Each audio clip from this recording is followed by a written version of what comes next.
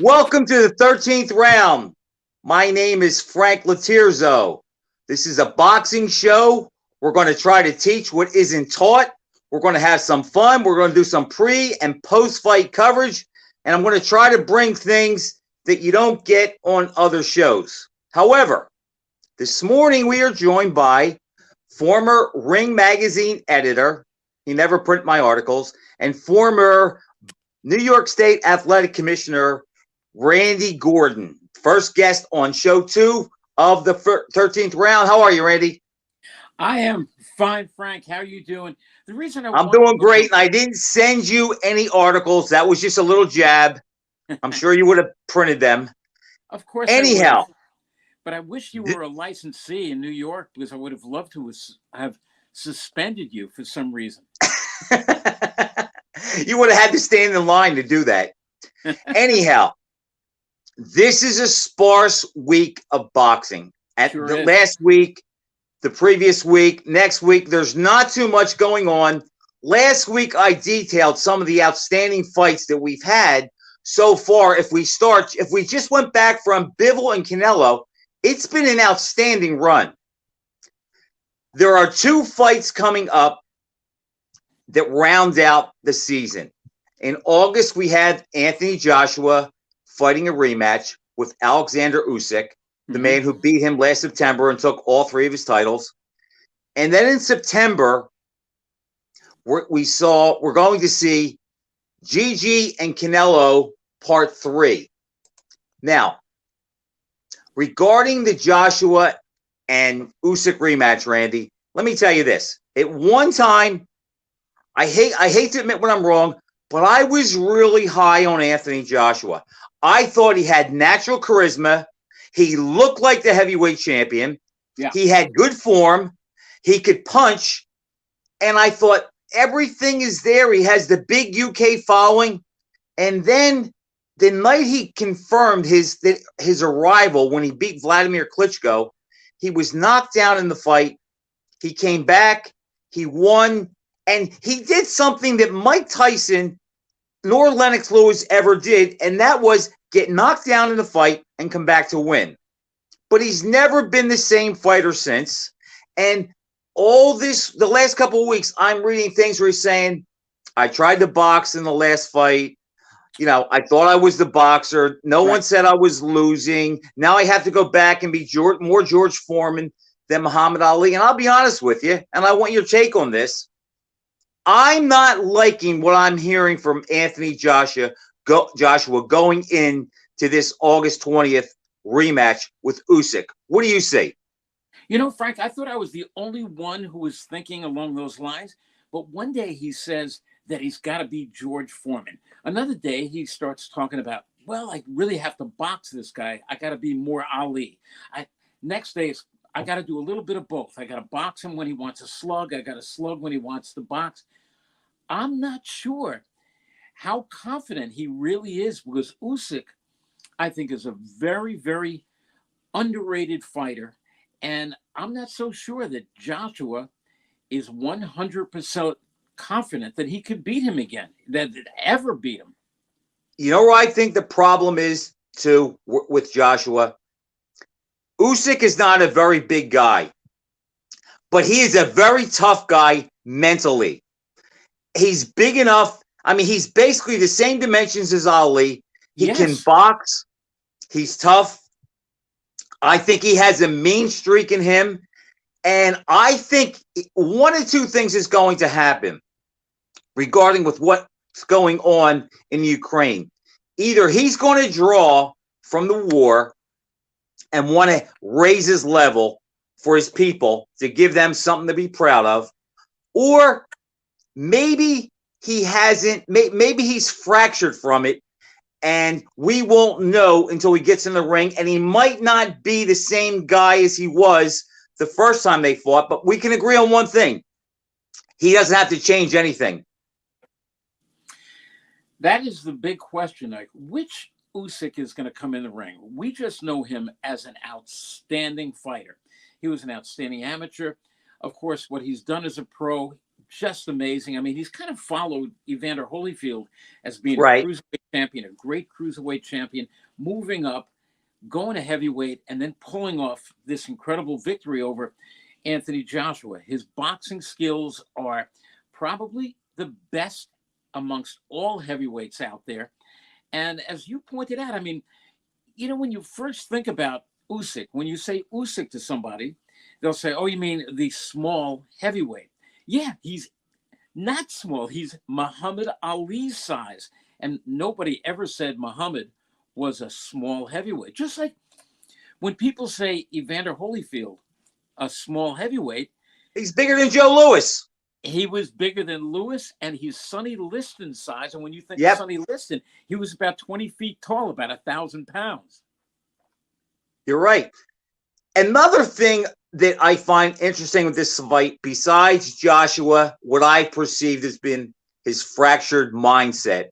And I do believe that for him to win, Randy, I think he has to go into the fight with the mindset.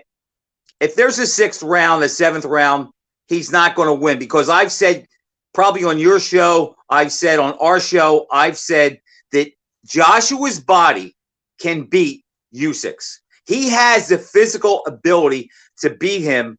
I don't know if he can steer it that way and if his brain will process it to do it. But the other thing I noticed that no one has talked about is if he loses to Usyk, okay, he's 0-2. Randy, I think his career is over. I mean, will somebody pay to see him fight Deontay Wilder? Probably, but I really do think if he's well, you want to see the excitement, but don't you think as a mainline contender, as a top flight contender, if he's 0-2 against Usyk, do we really have any use for him, knowing that he's never going to be the top guy? I think this is a crossroads career make or break fight for Anthony Joshua.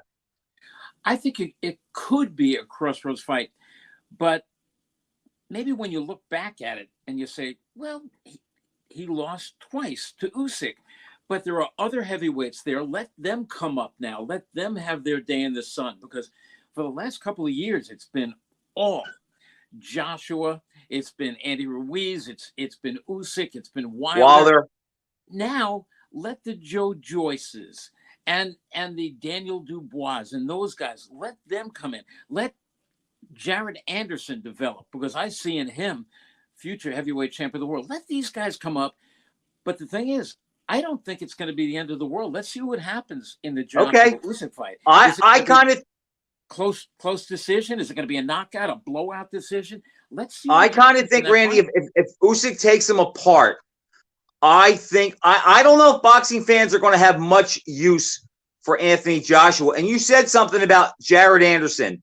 Think about this.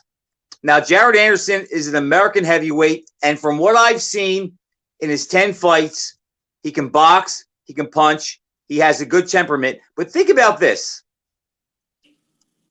The U.S. has not produced a great heavyweight since the Evander Holyfield, Mike Tyson era. Since then, we've had the Klitschko's, Vladimir Vitali, we've had Tyson Fury, and we had Lennox Lewis. So the last 22 years, basically, America has not been a player in the heavyweight division, and maybe we get that with Jared Anderson, because he's about 240, he's big enough, and he looks like he might be the most athletic guy of the up-and-coming heavyweights. He really is, and he's young. I think he's just about to turn 23 years old. So, like you said, let's see what happens in this fight. Does Usyk come out and blow Joshua away? Or is it going to be a tough, close fight? Is it going to be a fight of the year candidate? And if it is, are we going to see a third one? That's what boxing is all about. Well, Joshua has to win, as far as I'm concerned, to see a third fight. Yes. Let's close the book on Joshua. Let me ask you this. if you had to pick today, who would you pick? It's funny, but I keep waffling back and forth. But just to go back to your point, I'm not liking what I'm hearing from Anthony Joshua. I think he's very undecided about what he's going to do in that ring, what Usyk is going to bring, and what he can bring over to Usyk. I'm going to Right. go with Usyk on another decision. Okay, and I agree. If I have to pick now, and I really can't see anything changing my mind, I would pick Usyk to win. I'm a little worried about the contract that Joshua signed for $100 million for 2 fights. That's not a contract that you sign where they give you that much money when they think you're going to lose. But we'll see regarding that. But right now, okay, we both like Joshua as of the 4th of July. Staying with the heavyweights, there's another guy out there who's making some noise. His name is Frank Sanchez. Cuban fighter, 20-0, 13 knockouts. He's talking about he would like to fight Deontay Wilder. And I know at one time you were a Wilder guy. Wilder, I was slow to come around on. I believe his right hand is legit. He has unbelievable courage, and he lets his hands go.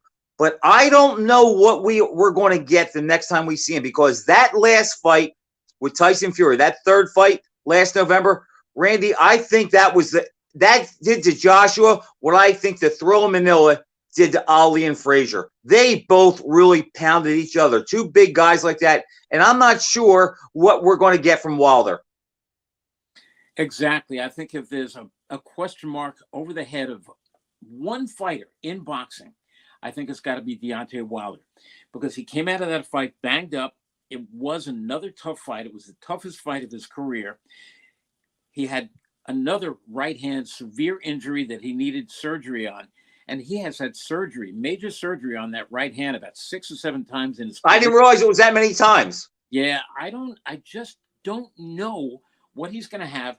I hear he's looking good in the gym, but he's always in shape. He is always in that gym doing floor exercises. This is not a guy who likes to run.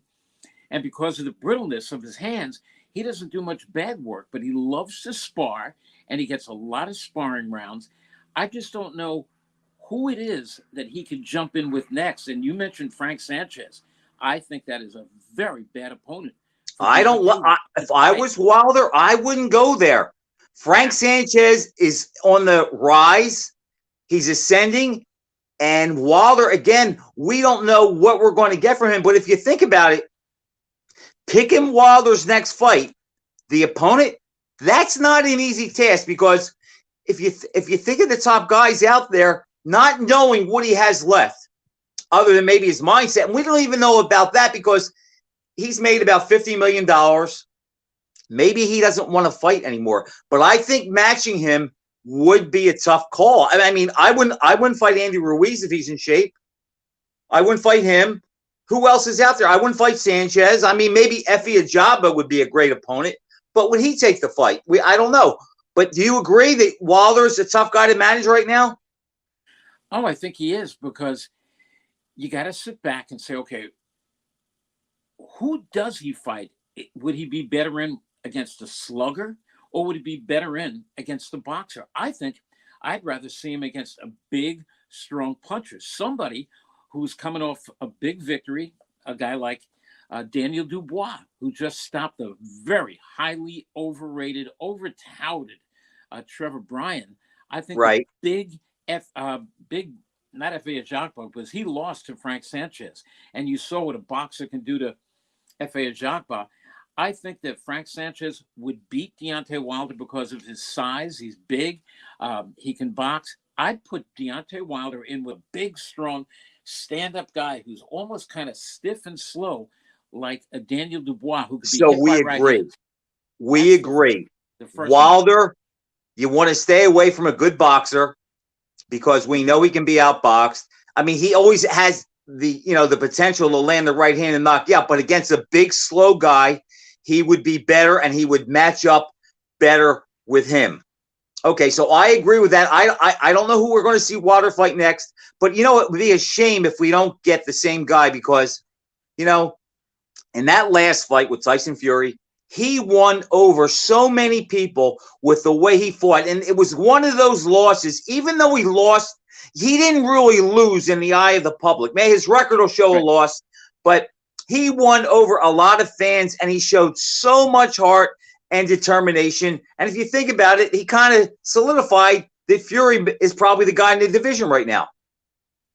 I would say that Fury definitely is the guy in the division. Look, he has had 3 fights now with Wilder. And a couple of years ago, if you said if they fought 3 times, I would have said Deontay wins all 3 fights. Who would have ever thought that after 3 fights, Deontay Wilder was going to be 0-2 and winless? I mean, never. I got to give it to Fury.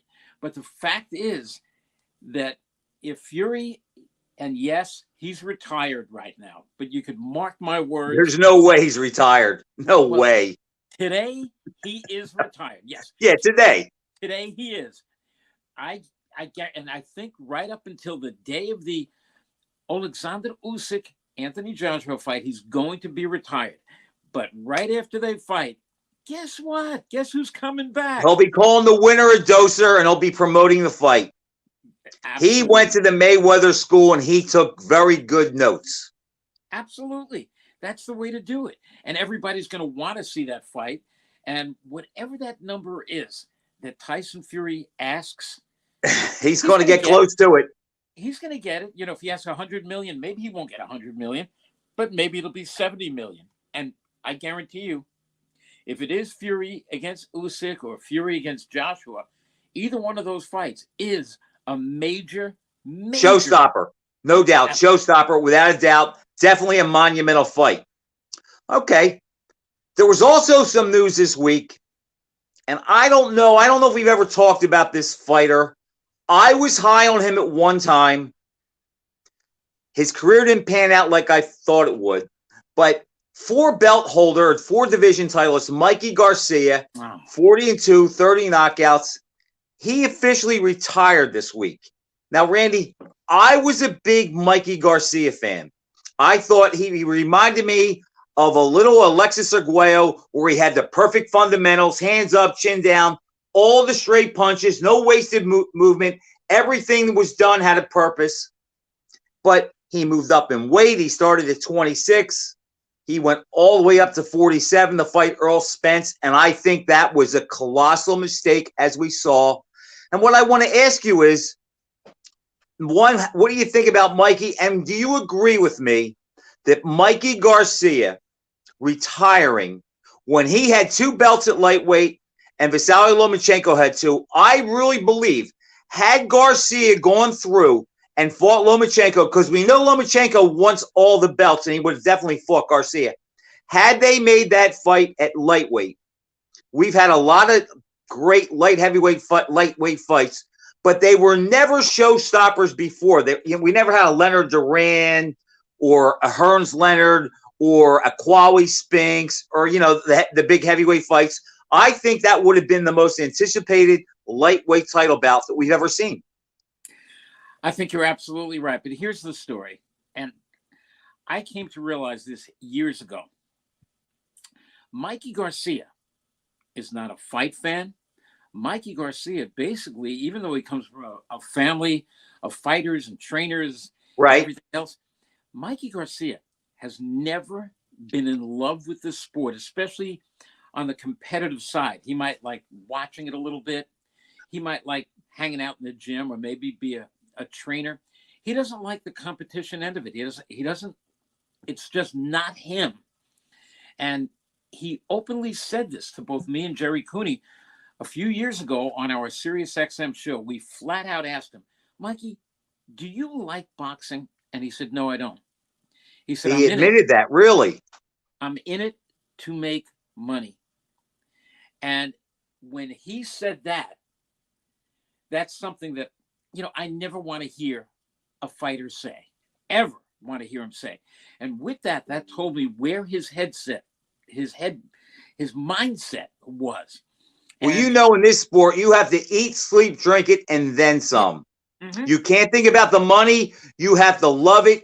You want to be able, you want to beat everybody. You want to be the best you can be, fight the best, and that's it. If you think about the money, you're barking up the wrong tree, because if you do the other things that I just said, the money will come. But with Mikey, boy, I'll tell you, I think we really, really missed out. I think at 126, 130, and even maybe 135, I think he could have been a Hall of Famer. I really do. He could punch. He had everything down. I think he would have been 50-50 with Lomachenko. I think you are right on the money with that. Look, he won how many? 4 divisional titles, 126, 30, 35, and 40. Anything past 135 really wasn't the great Mikey Garcia. I agree. From 40 on up. 26, 30, and 35. Yes. He was a terrific fighter.